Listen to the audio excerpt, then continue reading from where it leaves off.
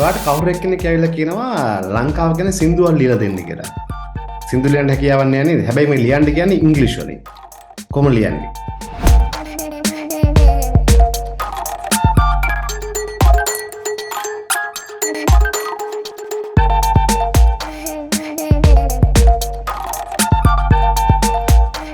තප්පර ගානකින් සින්දුවක් ලියා ගන්න පුළුවන් වුණානේ. දැන් එහෙනම් දවල්ට බට්ටියක් කන්න චිකන් කරි එකක් හදාගන්නේ කොහොමද?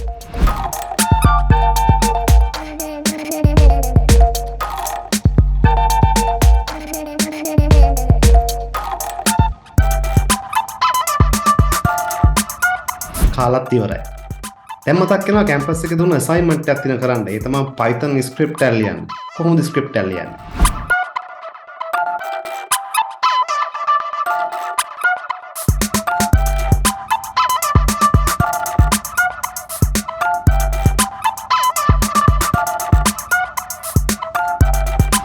ඒක මතක් වෙනවා ප්‍රසන්ටේෂන් එකක් කරන්න තියෙනවා, වීඩියෝ එකක් කරන්න තියෙනවාට. කොහොමද වීඩියෝ එකක් කරන්න script එක හදාගන්නේ?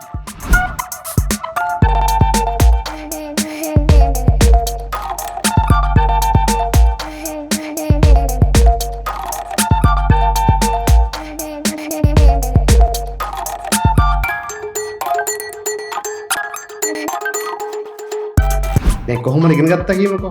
දැන් අපි ජොබ් එකට ඇප්ලයි කරන්නත් ඕනේ. ඉතින් අපි CV එකත් එක්ක කවර් ලෙටර් එකක් සාමාන්‍යයෙන් අපි යවනවානේ. කොහොමද දැන් කවර් ලෙටර් එකක් ලියාගන්නේ?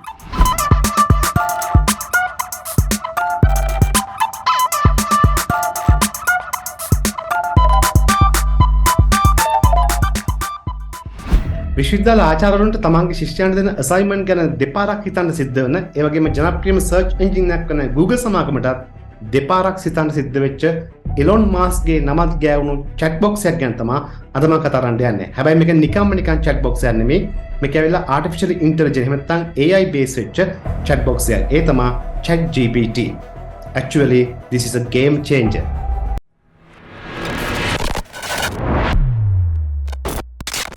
මොකද්ද මේ ChatGPT කියලා කියන්නේ? මම මුලින්ම මේ GPT කියන වචනේ තේරුම කියලා ඉන්න. ඒ තමයි generative pre-trained transformer. අතන මේක රිලීස් වුණේ GPT version 3 එක. මේගොල්ලෝ කියන පරිදි version 4 එකේ ලබන අවුරුද්දේ. ඉතින් මොකද්ද මේ ChatGPT කියලා කියන්නේ?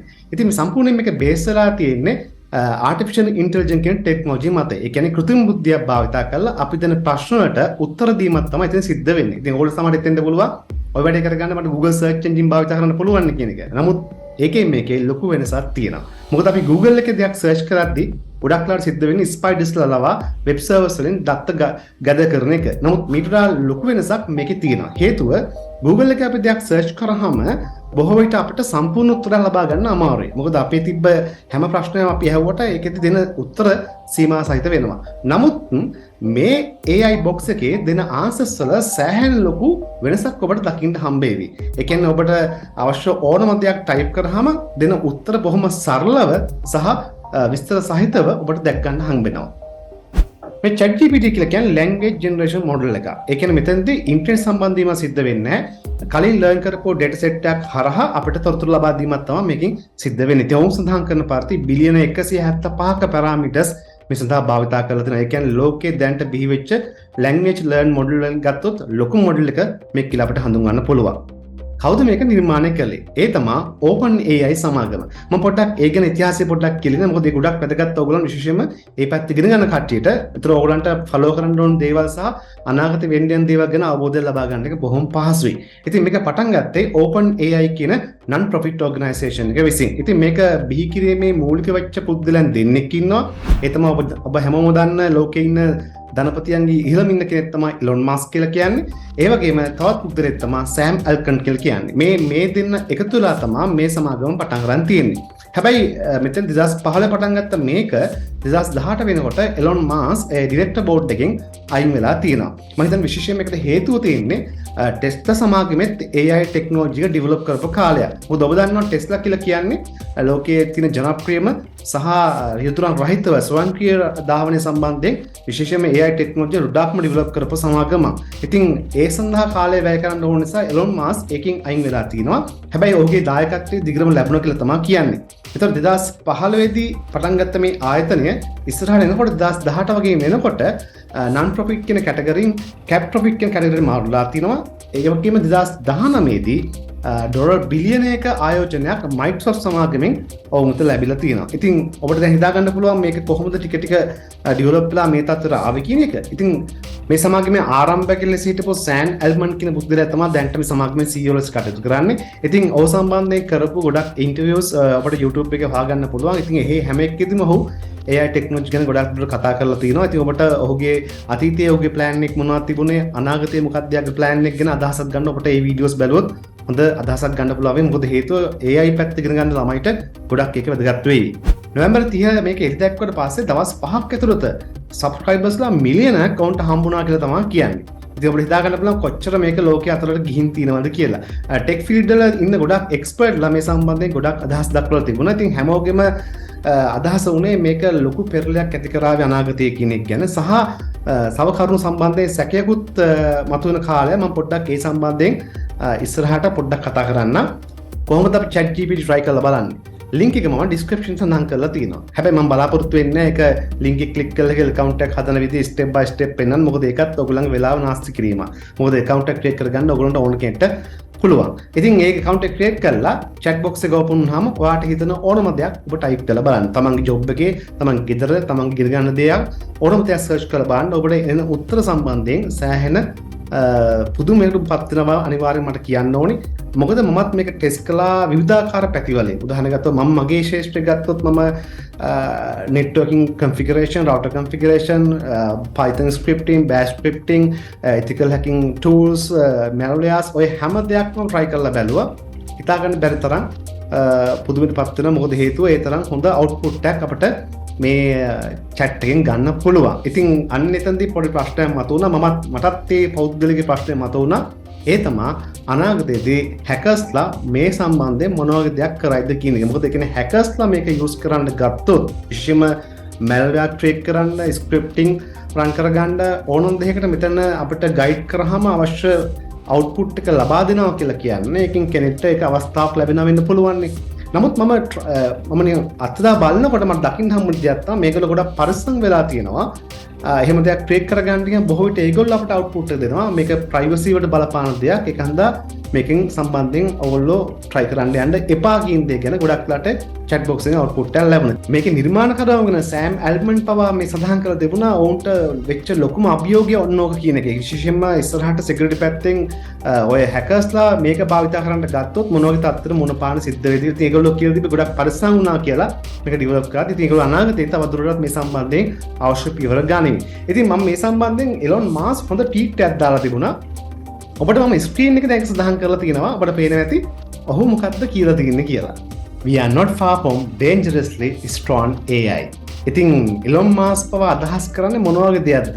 මම කියන්නේ Elon Musk මේ ඩෙවලොප් කරන්න යන්නේ මෙහෙම එකක් කියලා. නමුත් ඔහුගේ පවා අදහස් ඇතිලා තියෙන්නේ මේක මොන පැත්තකට මේක යයිද කියන දේ ගැන. ඇත්තට මේක සම්බන්ධයෙන් ලොකු කතා බහක් මේ වෙනකොට ෆීල්ඩ් එකේ තියෙනවා. ඉතින් ඔබට පුළුවන් ගොඩක් මේ ඩිස්කෂන්ස් වලට සමන් දෙන්න.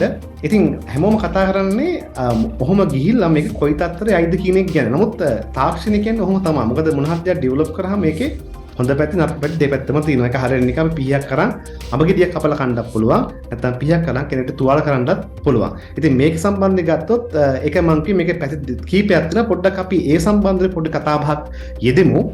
බොහෝ අය කියලා තිබුණා මේ AI ගහන්දා අනාගතයේදී ප්‍රෝග්‍රෑමර්ස්ලා නැත්නම් ඩෙවලොපර්ස්ලා ජොබ් නැති වෙයිද කියලා. එහෙම එකක් නම් වෙනවා කියන්න අමාරුයි. නමුත් මම මෙහෙම දෙයක් කියන්න පුළුවන්. මේකේ හොඳ පැති ඇත්තටම තියෙනවා. අපිට දෙයක් ගෙන ගන්න ගියාම මේක මාර වටන AI එකක්.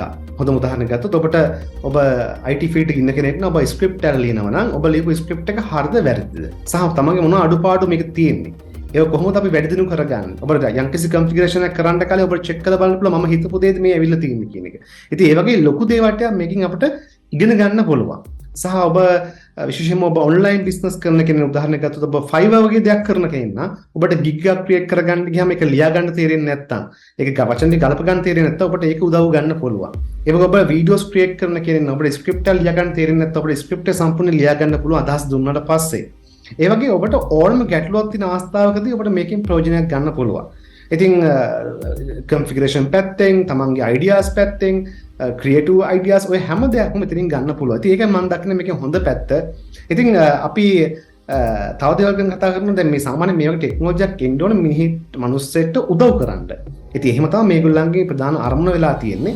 ඉතින් අනාගතයේදී මේ AI ටෙක්නොලොජි යන්න හදන්නේ විශේෂයෙන්ම දැන් අපි ගත්තොත් අනාගතයේ මිනිසුන්ගේ ඇඟේ තියෙන රෝග සම්බන්ධයෙන් පරීක්ෂණ කරලා ඒවට පිළියම් දාන ක්‍රම පවා ඉස්සරහට ඩෙවලොප් කරන් යනවා. ඉතින් මේක කොයි පැත්තට යයිද මොන පැත්තට වෙයිද කියන කතාව තමයි ප්‍රශ්නයක් තියෙන. විශේෂයෙන්ම මිනිසුන්ගේ සැකයක් තියෙනවා මේක මොහොම ගිහිල්ලා යුද්ධ කටයුතු සම්බන්ධයෙන් මේ වගේ දේවල් ප්‍රයෝජන ගනීද කියන කාරණාවත් අපිට අනාගතය ගැන කොහොමවත් කියන්න හැකියාවක් නැහැ. 2022 අවුරුද්දේ අන්තිම හරියේදී ඔන්න OpenAI සමාගම විසින් මේ එළිදක්වපු ChatGPT එකකින් ලොකු පෙරලියක් ඇති කළා කිව්වොත් නිවැරදි. ඉතින් මේ සම්බන්ධයෙන් කොහොමද දැනුවත් වෙලා ඉන්න එක ඉතාමත් වැදගත් වෙනවා. මොකද මේ ටෙක්නොලොජි මාර ඉක්මනට අප්ඩේට් වෙනවා.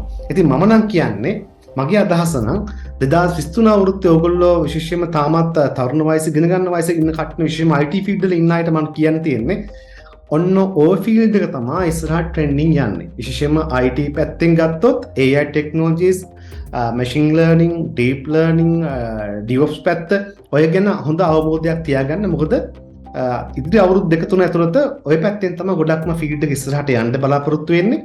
ඉතින් ඔබට දැනටමත් එක පේන්න තියෙනවා.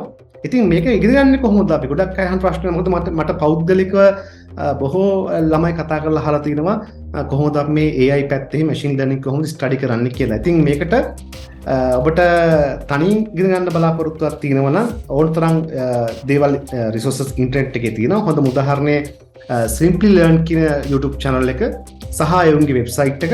එතකොට Simply Learn කියන YouTube channel එක ඔබට මේ සම්බන්ධයෙන් ගොඩක් හොඳ training දකින්න හම්බ වෙනවා. ඊට අමතරව Edureka YouTube channel එකෙත් ඒ වගේම වීඩියෝස් ගොඩාක් තියෙනවා මේ සම්බන්ධයෙන්. ඉතින් ඔබට පුළුවන් අන්නේ channel පොඩ්ඩක් බලලා හොඳ අදහසක් ගන්න විශේෂයෙන්ම machine learning, deep learning සහ AI ගැන. ඊට අමතරව Coursera, ඔබ දන්නා Coursera website එක ගැන. ඒත් Coursera website එකේ ලෝකේ ජනප්‍රියම universities වල තියෙන courses ඔබට දකින්න හම්බ වෙන පොඩි මුදලක් ඔබට වැය කරන්න සිද්ධ වේවි. හැබැයි ලෝකෙ පිළිගත් යුනිවර්සිටිස් වල ඔයගලන්ට AI සම්බන්ධයෙන් තියෙන සමහර ඩිග්‍රීස් පවා ස්ටඩි කරන්න පුළුවන්. ඉතින් සමහරට ලංකාව ඇතුළතදී ඔබට මේක සම්බන්ධයෙන් පොඩි හරි ගැටලුවක් තියෙනවා නම් ඔබට ඒත් බය වෙන්න දෙයක් නැහැ. ඔබට ඕන තරම් ඔන්ලයින් මේක ඉගෙන ගන්න අවස්ථාවක් තියෙනවා. ඉතින් මම හිතන්නේ ඒක තමන්ගේ දැනුමට හරි තමන්ගේ අනාගතයේ තමන්ගේ රැකියාවට හරි ඒ සම්බන්ධ ඉගෙන ගන්න එක මාරම වැදගත් වෙනවා. තව දෙයක් කියන්න ඕන මේකෙන් ලර්න් කරලා තියෙන 2021 අවුරුද්දට කලින් data පමණයි. දැන් හොඳම උදාහරණයක් මේවර ලෝක උසරාණයේ පාපන්ති ලෝක උසරාණයේ කවුද දිනුවේ කියන කතාව ඔයගොල්ලෝ ප්‍රශ්නේ ඇහුවොත් ඔබට දකින්න හම්බෙවි. ඒකට උත්තරයක් ඒකට ලබා දෙන්න හැකියාවක් නැහැ. හැබැයි ඔබ 2018 ලෝක උසරාණයේ කවුද දිනුවේ කියලා ඇහුවොත් උත්තරය ලබා දෙයි ප්‍රංශ කියලා. මේ ChatGPT තාමත් ටෙස්ටිං මට්ටමේ තියෙන්නේ. ඒ කියන්නේ ඔබ දැන් අහන ප්‍රශ්න පවා ඒගොල්ලෝ ගාව රෙකෝඩ් වෙනවා. ඒගොල්ලෝ දෙන උත්තර පවා රෙකෝඩ් වෙනවා. ඒ කියන්නේ ඒගොල්ලෝ තාම ස්ටඩි කරනවා මිනිස්සු අහන ප්‍රශ්න සහ මේ AI ගේ විසින් ලබා දෙන උත්තර මොනවාද කියන දේ. ඉතින් ඒගොල්ලෝ ඒ සම්බන්ධයෙන් අධ්‍යයනයක් කරලා තවදුරටත් මේක ඩෙවලොප් කරලා මම හිතන්නේ ඊළඟ version එක, ඒ කියන්නේ 4 version එක ලබන අවුරුද්දට රිලීස් කරයි. ඉතින් ඒක කොච්චර පෙරලියක් ඇති කරයිද කියලා මට කියන්න බෑ. නමුත් ඒ සම්බන්ධයෙන් පොඩ්ඩක් අවධානය හැමෝම ඉන්න. ඉතින් ඔබට පුළුවන් ඒ data ඕනම දෙයක් මේකේ type කරලා ඒකේ විශේෂත්වය වෙන්නේ අපි type කරන data අපිට උත්තර දෙනකොටම ඒකටම සම්බන්ධ කරලා ආයෙ ප්‍රශ්න අහන්න පුළුවන්. ඒ කියන්නේ ඔක්කොම ටික ඒගොල්ලෝ ගාව රෙකෝඩ් වෙනවා. ඒ කියන්නේ ඔබට කලින් ප්‍රශ්නයක් අහලා උත්තරයක් හමු වුණාම ආයෙ පාරක් ඒකම සම්බන්ධ කරලා වෙන පැත්තකින් සොලියුෂන් එකක් ගන්න පුළුවන්. ඉතින් ඒකයි මේකේ තියෙන විශේෂත්වය. මේ ChatGPT එක මම හිතන්නේ ගොඩක් දින දැනන් හිටියා ගොඩක් සෝෂල් මීඩියා වල ෂෙයා වෙච්ච පෝස්ට් වලින් සහ සමහර වීඩියෝස් වලින්. හැබැයි මම හිතන්නේ මේක ලංකාවේ ගොඩාක් දුර ජනප්‍රිය වුණා කියලා. ඒක නිසා තමයි මේ වීඩියෝ කරන්න හිතුවේ. මොකද මට උමනාව තිබුණා මේක නොදන්න එක්කෙනෙක්ට හරි මේක දැනගෙන ඒක පාවිච්චි කරලා යම්කිසි දෙයක් අවබෝධයක් ගන්න ගොඩක් වටිනා හන්දා. ඉතින් ඔයගොල්ලෝ තාමත් ඒක යූස් කරලා නැත්නම් පොඩ්ඩක් පාවිච්චි කරලා බලන්න. මොකද ඒකෙන් සෑහෙන දෙයක් ඔබට ඉගෙන ගන්න පුළුවන්. සහ ඔබ යාළුවන්ට සහ ඔබේ දරුවන්ට හරි කමන්නේ. මොකද මේ වගේ ටෙක්නොලොජිස් ගැන දැනගෙන ඉන්න එක වටිනවා ඔයගොල්ලන්ගේ අනාගතයට සහ ඒගොල්ලන්ගේ අනාගතයට. ඉතින් මම තව පොඩි ආයෝජනයක් කරන්න කැමතියි ඔයගොල්ලන්ගේ වීඩියෝස් බලන අයගෙන්. AI පැත්ත ස්ටඩි කරන ගොඩක් ළමයි මේ වෙනකොට ලංකාවේ ඉන්නවා. කැම්පස් වල ඕන තරම් ස්ටුඩන්ට්ස්ලා ඉන්නවා. ඉතින් ඔයගොල්ලන්ට ඒක කරන් යද්දී තමන්ට හම්බෙන රිසෝසස්, ඒ කියන්නේ මොන හරි වීඩියෝ, වැදගත් වීඩියෝස් සහ සමහර තව ලර්නින් රිසෝසස් තියෙනවා නම් පොඩ්ඩක් මගේ වීඩියෝ එකේ කමෙන්ට් සෙක්ෂන් සඳහන් කරන්න. ඒතර ඒක මට නෙමෙයි වැදගත් වෙන්නේ. මගේ වීඩියෝස් ගොඩක් බලන්නේ මේ ස්ටඩි කරන ළමයි. ඉතින් ඒගොල්ලන්ට හොඳ අවබෝධයක් ගන්න පුළුවන්. තමන්ටත් වගේම අනිත්යටත් දොවක් කරලා. ඉතින් මම මේ පොඩි ඉල්ලීමක් කරනවා. මොකද ඒ කමෙන්ට් සෙක්ෂන් එකේ සඳහන් කරන්න කියලා ඒ වගේ රිසෝසස් තිබුණොත්. එහෙනම් අපි යලිත් වීඩියෝ එකේ හම්බෙමු. ඉතින් මේ chat box එක භාවිතා කරලා තමන්ගේ අදහස් ඒකම පළ කරන්න මම ඉල්ලා සිටිනවා. බොහොම ස්තුතියි.